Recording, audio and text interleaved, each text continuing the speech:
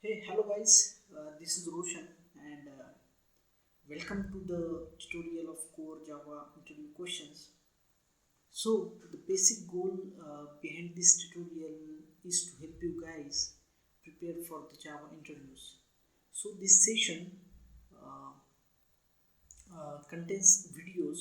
This tutorial contains all those videos which uh, So in this tutorial, we will find answer of the very generic questions being asked into the Java interviews.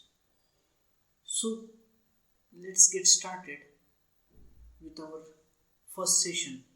So which contains basic Java interview questions that might be asked to the fresher or the experienced Java developer. So let's start with our first question. So the first question is about, can you tell some of the OOPS concept or can you explain some of the OOPS concepts? So this is very basic question and this question can lead to the other questions as well. So you have to give the proper answers to these questions. So what are the OOPS concepts? So object oriented programming concepts contains polymorphism, inheritance, encapsulation, abstraction, association or aggregation. So in this case, it may lead to the questions like what is the encapsulation? What is maybe what is the polymorphism? And can you explain the polymorphism? So polymorphism is the concept where an object behaves differently in different situations. Also, we can describe it as poly means multiple names, multiple forms. So the example for polymorphism is the method overloading. So we can have the different methods with the same name. So this comes under polymorphism. The second term is inheritance. What is inheritance? So the subclass can be derived from the base class is the concept of inheritance. So in the Java we have the keyword extends, which extends the behavior of another class into our subclass. So this is about the inheritance. What does mean by encapsulation? So encapsulation is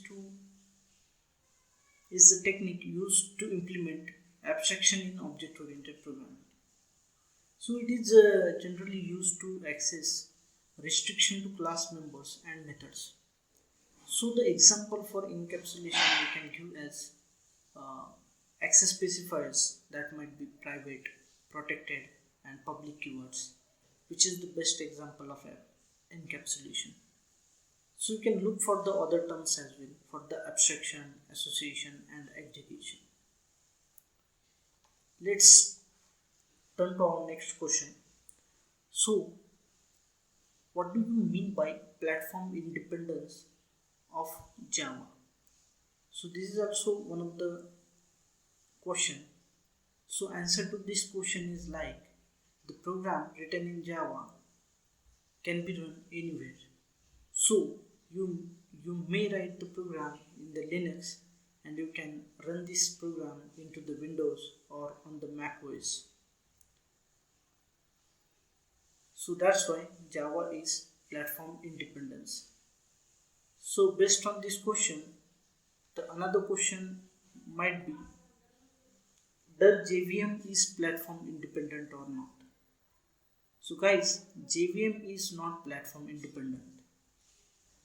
JVM is platform dependent. That's why Java is platform independent.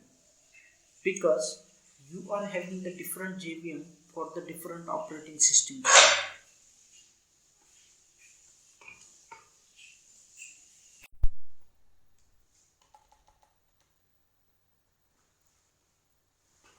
So other question may be related to JVM, JDK and JRE. So here we always gets confusion about these three different terms.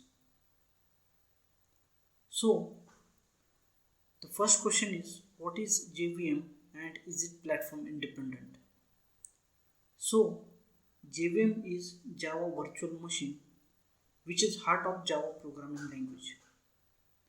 JVM is responsible for converting the bytecode into the machine readable code.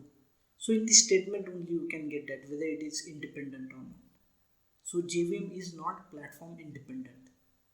That's why you have different JVM for the different operating systems. We can customize JVM with Java options such as allocating minimum and maximum memory for the JVM. At runtime, you can say that your Java virtual machine will be having access to only 2 GB of RAM.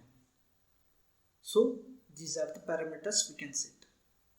So the other question is, what is the difference between JDK and JVM? So JDK means Java Development Kit. So it is used for development purpose, and JVM is part of execution environment. Okay, so JDK provides all the tools and executables which are required to compile, debug, and execute the Java program. The all execution part is actually handled by the JVM.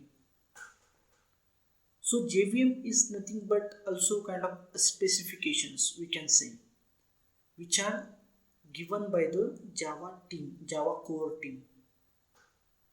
So our third question is, what is the difference between JVM and JRE? So as I said, JVM are nothing but the specifications which are given by the core Java team. So these specifications can be implemented by the different organization, like we have the Sun Microsystems or Oracle. So JRE is actually implementation of the JVM. JRE means Java Runtime Environment. So if you can see guys, sometimes in our production environments we have installed only JRE. This is why, because we need the execution environment there and we don't need the JDK there. So if you can see in some of the production environment, you cannot see the JDK, but you can see the JRE. JRE is required for running the Java programs. So you can think about why Java are running on the billions of devices, because of this. These contains the JRE. So the next question is, why Java is not pure object oriented language? So Java is not pure object oriented language because it supports primitive types such as int, byte, short, and long. So other question is, what is difference between path and class path variable? So path is nothing but environment variable used by the operating system. So operating system locate the resources or the executables with the help of path.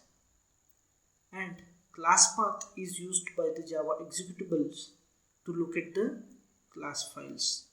You can set the different paths into the class path so that our JVM can look into these different locations for finding the .class files. What is the importance of main method in a Java? So Java's main method is actually the entry point for the JVM to invoke our code. So Java's main method is public and static, so that Java runtime can access it without initializing the class. That's its syntax is like public static void main, and it where you can pass any number of arguments.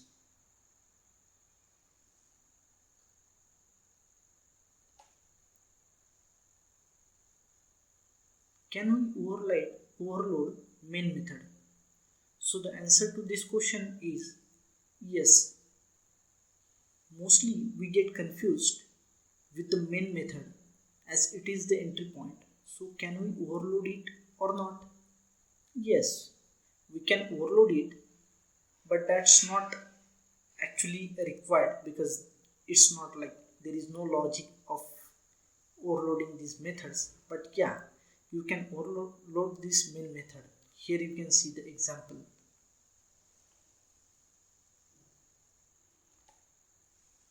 Can we have multiple public classes in a Java source file? So we cannot have the multiple public classes in the same Java file.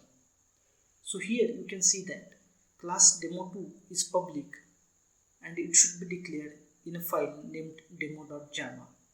So this is the screenshot captured on the IntelliJ IDE, so which gives you compile time errors. So we cannot have the multiple public classes in a single Java file. But can we have the non-public classes, multiple non-public classes? Yes, sure we can. Here you can see the demo. We have this one, public class demo, and then other class demo2, and also I have, for example, given demo3. So these are the classes. We can have it in a single Java file. A Java class can only have public or default access specifier. So keep it in mind. So thank you guys for watching this video.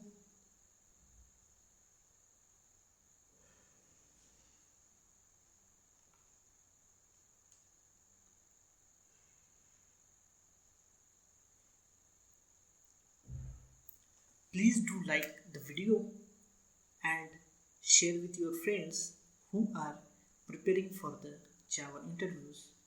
And don't forget to give me your feedback so that I can help you with your queries as well.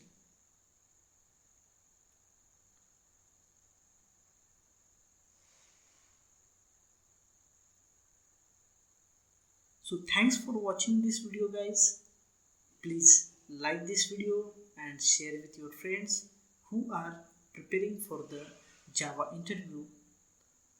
And also let me know if you have any queries into the comment section so that I can answer you to these queries into the next videos. So bye bye for now. Take care.